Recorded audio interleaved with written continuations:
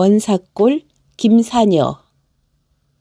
광주시 경안동에서 3번 국도를 따라 곤지암리를 1km 정도가량 지나다 보면 이천 양평으로 향하는 삼거리에 이르고 양평 방면으로 329번 지방도를 타고 들어가면 도로 안쪽에 80여 가구가 모여 사는 상오향리에 도착하게 된다. 상오향리 북쪽 산록을 따라 2, 3가구가 흩어져 있는 속칭 원사골 또는 원수골이 있는데 이곳에서는 예로부터 정절을 지키기 위해 스스로 목숨을 끊은 김사녀의 전설이 전해지고 있다. 옛날 이 고을에 김사라는 점쟁이가 살고 있었는데 그에게는 무척 영리하고 용모가 단정한 사녀라는 딸이 있었다. 아유, 우리 살 길이 막막하니 저 어린 딸이라도 언능 시집보내 이판술이라도 덜어보자요. 아니, 저 어린 것이 시집살이를 어찌 감당하겠어요.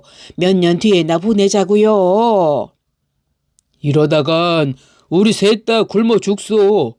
그리 알고 몸가짐 잘 단속시키지요. 아비는 생활이 너무 궁핍해 딸의 나이 10세에 한 마을에 사는 정도령에게 시집을 보냈다. 시집 간 지 몇 년이 지나자 남편은 입신양명의 꿈을 안고 외주로 떠났다. 아내 사녀는 남편이 떠난 뒤 고태기가 있어 아들을 낳았다. 그러나 입신양명에 돌아온다던 남편은 공부는 하지 않고 노름과 주색에 눈을 돌려 빚더미에 앉게 되었다. 아이, 아내란 옆에 네가 집안 살림을 어떻게 하는 것이오? 하늘 같은 지아비 밥상에 반찬 꼬라지가 이게 뭐야? 저 빚이 너무 많아서 제 힘으로 감당할 수가 없어요. 죄송해요. 열심히 바느질 하긴 하는데. 어우, 답답. 옷까지 몇 벌 꿰맨다고 집안 살림이 좋아지겠나? 이부자네 가서 애거를 해보던지. 그래서 김사녀는 남편이 진 빚을 갚느라 동네 이부자의 신세를 지게 됐는데 이것이 크나큰 화근이 되었다. 사녀, 이렇게 어여쁜 여인네가 빚만 잔뜩 지는 술 주정꾼 남편을 왜 떠받들고 사냐고. 나랑 알콩달콩 살자고. 아니, 왜 이러셔요? 빌려간 돈은 차근차근 갚을게요. 여주 빌려간 돈이 집 2채 값은 될 터인데 언제 갚는다고? 당장 갚아!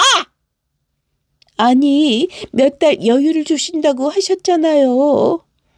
그러니까 오늘 밤 한 번만 나랑 이러쿵저러쿵 살아가는 얘기나 나누자고.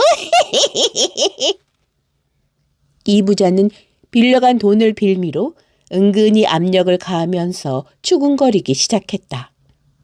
어느 해 삭풍이 매섭게 몰아치는 겨울에 김사녀는 나무를 하러 산으로 갔다.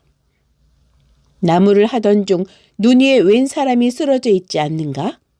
김사녀는 깜짝 놀라 뒷걸음질 치다가 돌아와 우선 사람을 살려야 되겠다는 생각에 웃옷을 벗어 덮어주었다.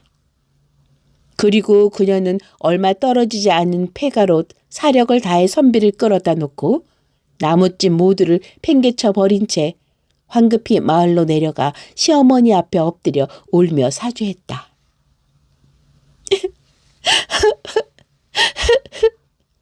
아니 얘야, 아가야, 네 꼴이 그게 뭐냐? 어머니, 사실은 산에 나무하러 갔다가 이러쿵저러쿵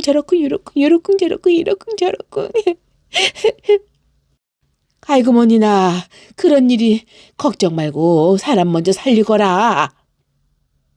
시어머니는 누구보다도 며느리의 정숙함을 알고 있는지라 조금도 책망하지 않고 위험에 처한 선비를 구하라고 등을 떠밀었다.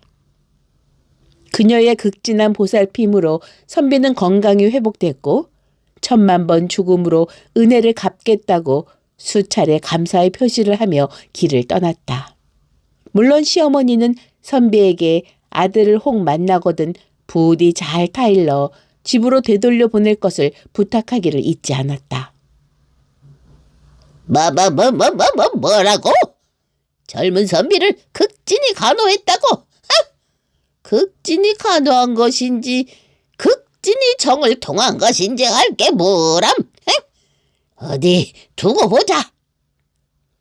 이런 일이 있은 뒤 마을에서는 좋지 못한 풍문이 돌았다. 김사녀를 노리던 이 부자가 선비와의 불륜이 있다는 거짓 소문을 퍼뜨린 것이다. 그러던 어느 날이었다. 김사녀가 꿈에서도 그리던 남편이 마을에 도착해 주막에서 술 한 잔을 들고 있는데 이 부자가 나타나. 자네 저가 시어머니에 대한 관시가 심할 뿐 아니라 어떤 남정네를 넣어봐서 집안이 엉망진창이 됐네. 하고 모략을 했다. 뭐라고요? 내 이놈의 여편네를. 남편은 분통이 터져 노목께 인사할 겨를도 없이 자신의 아내를 족치고 다시 기약 없이 집을 나가버렸다. 얼마 후 시어머니는 병환으로 세상을 떠나고 김사녀는 절망감을 느끼며 원사골의 깊은 연못을 향해 뛰어들어 한많은 인생을 마쳤다. 몇 해가 지났다. 김사녀의 아들이 소년이 되어 도둑이 된 제 아비를 구하러 관가에 가고 이를 기특하게 여긴 고을 수령의 은희로 풀려난 남편은 고향 마을로 돌아와 그동안의 일들을 듣고 자신의 잘못을 크게 뉘우쳤다. 남편은 초락에 묻혀있는 아내의 묘를 이장하기 위해 삽과 괭이를 들고 묘를 파헤쳤다. 그런데 이게 어찌된 일인가? 벌써 죽은 지 10여 년이 되어가는 김사녀의 시신은 아직도 썩지 않고 있었다. 한 맺힌 죽음이 극에 달해 아직도 썩지 않고 있었던 것이다. 정서방 부자는 김사녀의 시신을 장중히 장사 지냈다. 장사를 지낸 날 밤이었다. 정서방의 꿈속에 김사녀가 나타나 소첩은 서방님을 만나지 못한 기쁜 한우로 구천을 떠돌다 이제 서방님의 정을 받으니 고이 눈을 감을 수 있습니다. 라며 사라져 버렸다. 그 후 정서방은 착하게 살아갔다. 이로부터 김사녀가 원통이 죽은 곳이라 하여 이 마을을 원사골이라 했다.